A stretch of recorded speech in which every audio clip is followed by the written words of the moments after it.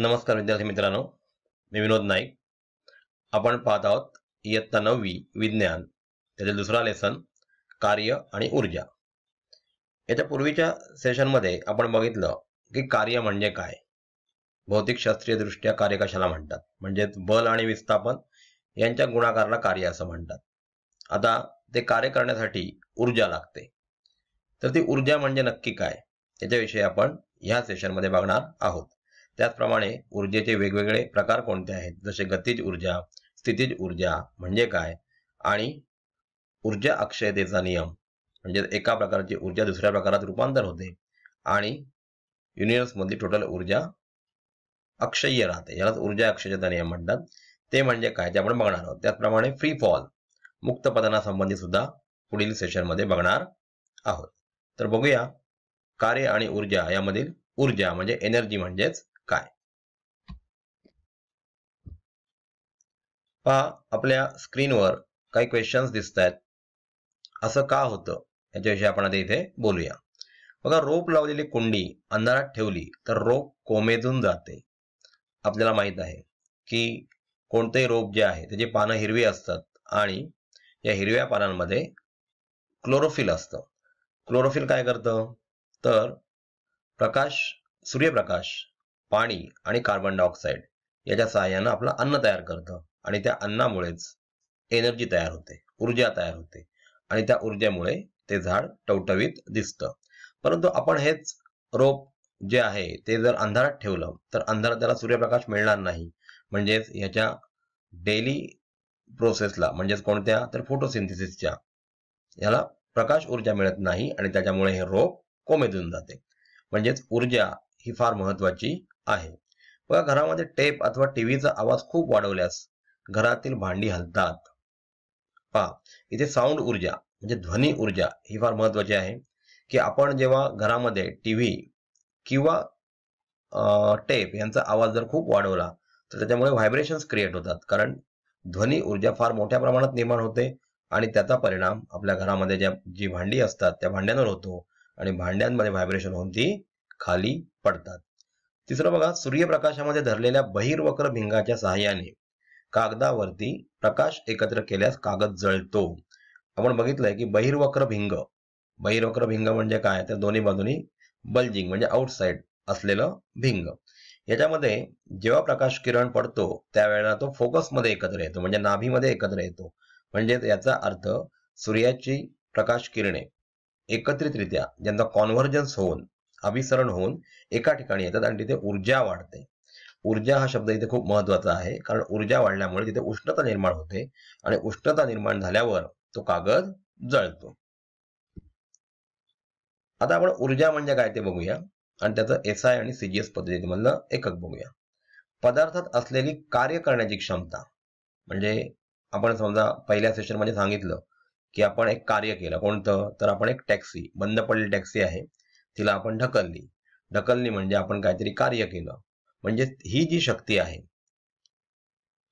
त्याच्यामुळे काम केलं जातं त्याला म्हणतात ऊर्जा. म्हणजे पदार्थात असलेली कार्य करण्याची क्षमता म्हणजेच त्या पदार्थाची ऊर्जा होय. कार्य आणि ऊर्जेची एकके सारखीच आहेत. बघा, कार्य आणि ऊर्जा हे एकमेकांशी रिलेटेड आहेत आणि त्याच्यामुळे यांची एकके सुद्धा सारखीच असतात. आता एसआय पद्धतीत कार्याचं एकक काय होतं, तर ते जूल होतं.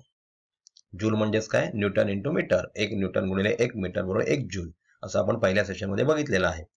आणि सीजीएस पद्धतीतील एकक काय होतं, तर अर्ग, म्हणजेच न्यूटनचं छोटं एकक डाईन आहे आणि मीटरचं छोटं एकक सेंटीमीटर, म्हणजे सीजीएस पद्धतीतली एकक आहेत ती, आणि त्याच्यामुळे या दोघांचा गुणाकार म्हणजे अर्ग होतो.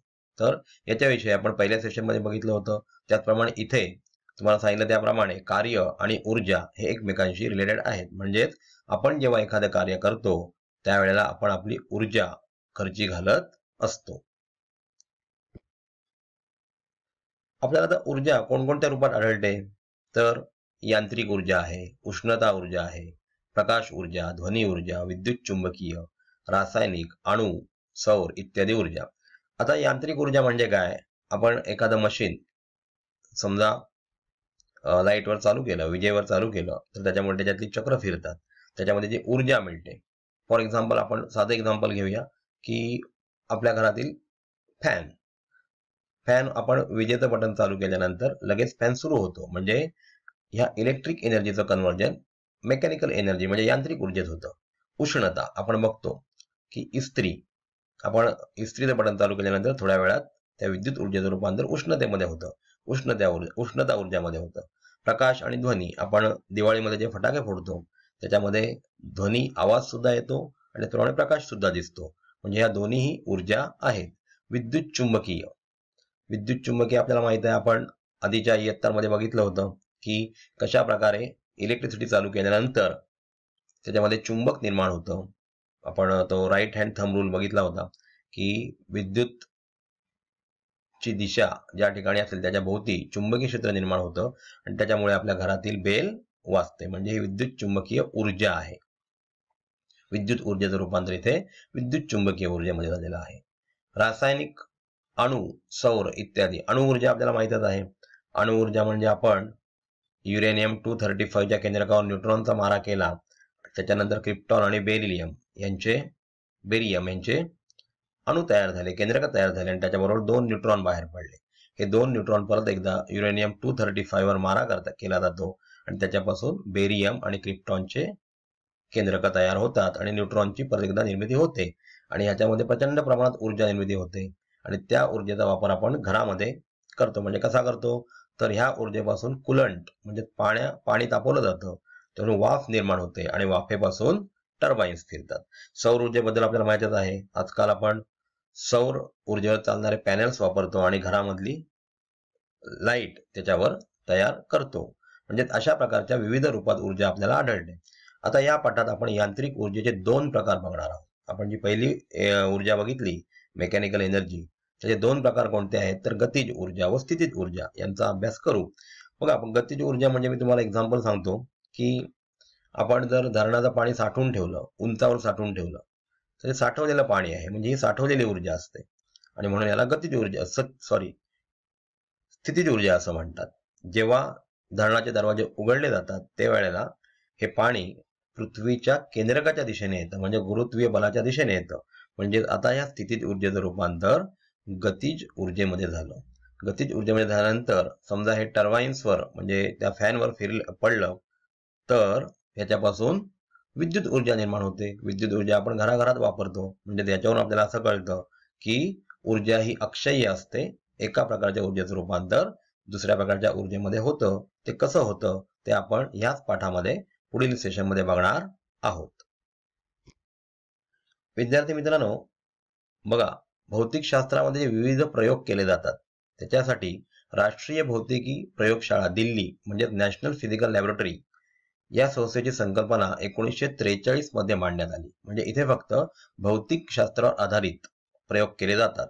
ही प्रयोगशाळा वैज्ञानिक व औद्योगिक अनुसंधान परिषदेच्या नियंत्रणात कार्यरत आहे.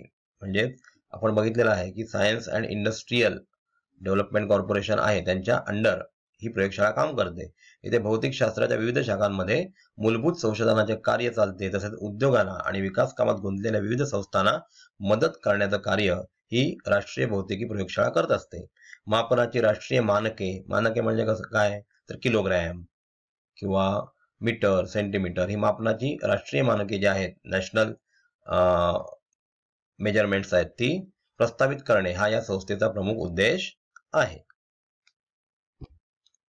तर विद्यार्थी मित्रांनो, आपण ह्या सेशन मध्ये काय शिकलो की कशा प्रकारे ऊर्जा निर्माण होते, कार्य आणि ऊर्जा एकमेकाशी कसे रिलेटेड आहेत, दोघांची एकक कशा प्रकारे सेम आहेत म्हणजे जूल आणि अर्ग ही त्यांची एकक आहेत.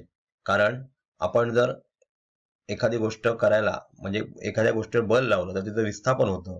म्हणजे आपण त्याच्यावर काहीतरी कार्य करतो. हे कार्य करण्यासाठी ऊर्जा लागते आणि म्हणून कार्य आणि ऊर्जा एकमेकांशी रिलेटेड आहेत हे आपण इथे पाहिलं. त्याचप्रमाणे कशा प्रकारे प्रयोगशाळा जी आहे, भौतिक प्रयोगशाळा ती कार्य करते ती पण आपण पाहिली. तर विद्यार्थी मित्रांनो, AAS विद्यालय म्हणजे एनी टाइम एनिवेअर स्कूल हे असं एक विद्यालय आहे जे आपणास 6वी ते 10वी पर्यंतचा अभ्यास घर बसल्या शिकवतं. म्हणजेच आपण या ॲपला जर रजिस्टर केलं तर आपल्याला विविध विषय जसे की science, social science, maths, English, computer किंवा हिंदी या विषयांचा अभ्यास आपण घरबसल्या करू शकतो आणि आपल्या परीक्षांमध्ये चांगले मार्क्स मिळवू शकतो. तर आपलं भवितव्य उज्ज्वल करण्यासाठी आजच आपण AS विद्यालय या ॲपला रजिस्टर करा. धन्यवाद.